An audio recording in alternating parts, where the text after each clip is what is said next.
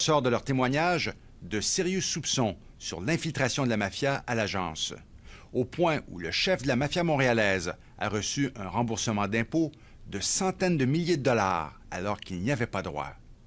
Ces vérificateurs dénoncent du même souffle l'incurie du gouvernement Harper dans sa lutte contre le crime organisé. Enquête sur la présence de la mafia dans nos impôts. Entre les murs de l'édifice de l'Agence du revenu du Canada au centre-ville de Montréal sont conservées les informations les plus confidentielles qui soient. Nos salaires, nos transactions, nos investissements, nos mariages et même nos divorces. Lorsqu'il est question de l'infiltration de la mafia au sein de cette institution, les conséquences peuvent être très graves. Il y a 2 ans, nous avions révélé l'existence d'une enquête sur la corruption à l'Agence du revenu du Canada, avec ce témoignage choc d'un vérificateur qui voulait rester anonyme. Moi, je vous dirais que depuis au moins 20 ans, souvent les vérificateurs, on a été témoins d'actes qui laissent croire qu'effectivement, il y a eu de la corruption au sein de l'Agence du revenu. Ce que vous me dites, c'est que pendant des années, la direction s'est fermée les yeux, ou a été très tolérante. Très tolérante. Je dirais plus tolérante que fermer les yeux. Aujourd'hui, devant la gravité de la situation, notre témoin a décidé de ne plus se cacher.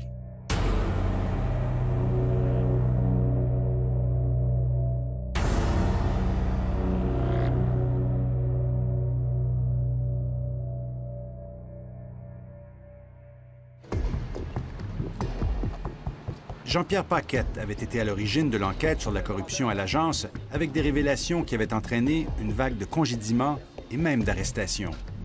Pourquoi aujourd'hui accepter de vous dévoiler? J'ai eu un rôle dans cette enquête-là, donc à ce moment-là, c'était délicat de dévoiler mon identité. Aujourd'hui, les accusations sont portées, le dossier semble aller de l'avant, ça va. Et l'autre raison, encore bien plus, c'est des coupures là, qui viennent de se faire dans la section. Ce qui a été coupé, c'est le Programme spécial d'exécution, le PSE, spécialisé dans la lutte contre le crime organisé et qui travaillait presque en symbiose avec la GRC, un groupe de vérificateurs chevronnés qui faisait trembler les criminels. Cette coupure a été faite dans la réorganisation de l'agence dans la foulée des compressions budgétaires du gouvernement Harper. Jean-Pierre Paquette a consacré toute sa vie professionnelle au PSE avant de prendre sa retraite en 2009. On vient de mettre de fin là, à 35 ans là, D'expertise. d'expertise, c'est ça, exactement. Donc, je me pose des questions. Donc, un nouveau retraité. Eh oui. C'est votre... Première journée de pensionné. Jusqu'il y a 2 semaines, Robert Martin était aussi un membre du PSE.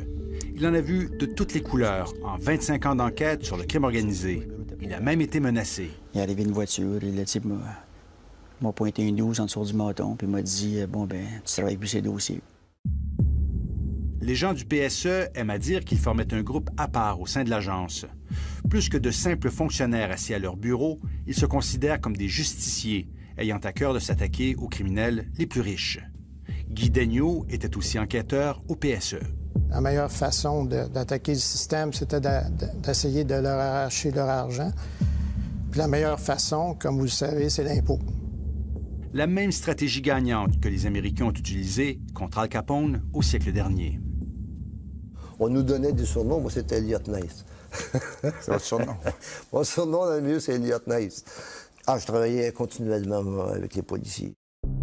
Le PSE n'était jamais très loin de la mafia. Guy Daigneault a même eu la surprise de recevoir à son bureau un des plus hauts dirigeants de la mafia de Montréal. Il est venu voir le vérificateur qui travaillait dans l'équipe. Et puis j'ai été très surpris de le rencontrer seul. Seul à seul? Seul à seul. Dans votre bureau? Oui.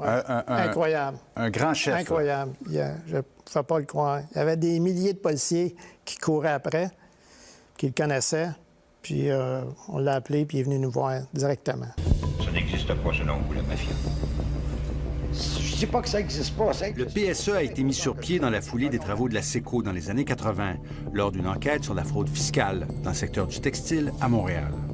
Plusieurs témoins provenant du monde de la Guinée disaient qu'ils avaient participé à un fonds collectif pour payer 2 hauts fonctionnaires de l'Agence du Revenu Canada dans le temps, donc pour un montant d'1 million.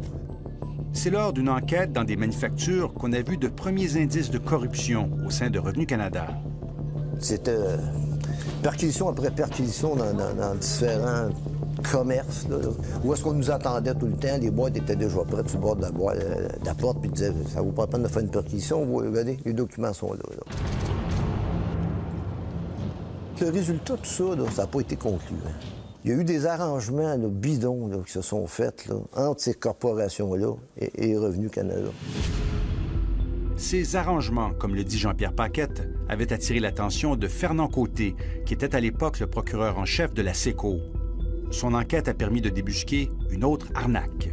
On avait découvert dans des cartons dans lesquels on transporte des manteaux de fourrure 2 millions en argent liquide qu'on avait retrouvé.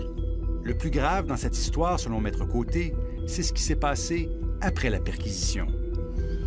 Des propriétaires de maisons. Créé toute sa vie professionnelle au PSE avant de prendre sa retraite en 2009. On vient de mettre de fin là, à 35 ans là, D'expertise. d'expertise. C'est ça, exactement. Donc, je me pose des questions. Donc, un nouveau retraité. Eh oui. Depuis, c'est votre... Première journée de pensionné. Jusqu'il y a 2 semaines, Robert Martin était aussi un membre du PSE. Il en a vu de toutes les couleurs en 25 ans d'enquête sur le crime organisé. Il a même été menacé. Il est arrivé une voiture et le type m'a pointé une 12 en dessous du bâton puis m'a dit « Bon, ben, tu travailles plus ces dossiers. » Les gens du PSE aiment à dire qu'ils formaient un groupe à part au sein de l'agence.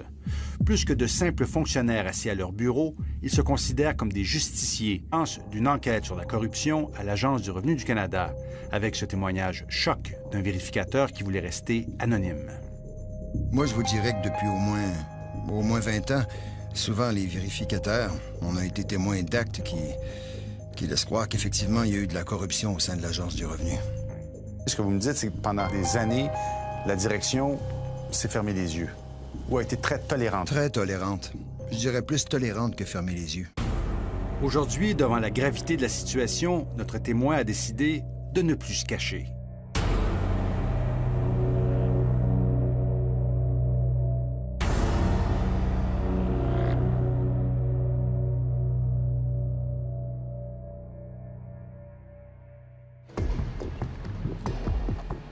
Jean ayant à cœur de s'attaquer aux criminels les plus riches. Guy Daigneault était aussi enquêteur au PSE. La meilleure façon d'attaquer le système, c'était d'essayer de leur arracher leur argent. Puis la meilleure façon, comme vous le savez, c'est l'impôt. La même stratégie gagnante que les Américains ont utilisée contre Al Capone au siècle dernier. On nous donnait des surnoms, moi c'était Elliot Nice. C'est votre surnom? Mon surnom dans le milieu, c'est Elliot Nice. Ah, je travaillais continuellement avec les policiers. Le PSE n'était jamais très loin de la mafia. Guy Daigneault a même eu la surprise de recevoir à son bureau un des plus hauts dirigeants de la mafia de Montréal. Il est venu voir le vérificateur qui travaillait dans l'équipe. Et puis j'ai été très surpris de le rencontrer seul. Seul à seul. Seul à seul. Dans votre bureau. Pierre Paquette avait été à l'origine de l'enquête sur la corruption à l'agence, avec des révélations qui avaient entraîné une vague de congédiements et même d'arrestations. Pourquoi aujourd'hui accepter de vous dévoiler? J'ai eu un rôle dans cette enquête-là. Donc, à ce moment-là, c'était délicat de dévoiler mon identité. Aujourd'hui, les accusations sont portées, le dossier semble aller de l'avant, ça va. Et l'autre raison, encore bien plus, c'est des coupures là, qui viennent de se faire dans la section. Ce qui a été coupé, c'est le programme spécial d'exécution, le PSE, spécialisé dans la lutte contre le crime organisé et qui travaillait presque en symbiose avec la GRC, un groupe de vérificateurs chevronnés qui faisait trembler les criminels. Cette coupure a été faite dans la réorganisation de l'agence dans la foulée des compressions budgétaires du gouvernement Harper. Jean-Pierre Paquette a consacré sort de leur témoignage de sérieux soupçons sur l'infiltration de la mafia à l'agence, au point où le chef de la mafia montréalaise a reçu un remboursement d'impôts de centaines de milliers de dollars alors qu'il n'y avait pas droit. Ces vérificateurs dénoncent du même souffle l'incurie du gouvernement Harper dans sa lutte contre le crime organisé. Enquête sur la présence de la mafia dans nos impôts. En Entre les murs de l'édifice de l'Agence du revenu du Canada au centre-ville de Montréal sont conservées les informations les plus confidentielles qui soient. Nos salaires, nos transactions, nos investissements, nos mariages et même nos divorces. Lorsqu'il est question de l'infiltration de la mafia au sein de cette institution, les conséquences peuvent être très graves. Il y a 2 ans, nous avions révélé l'existence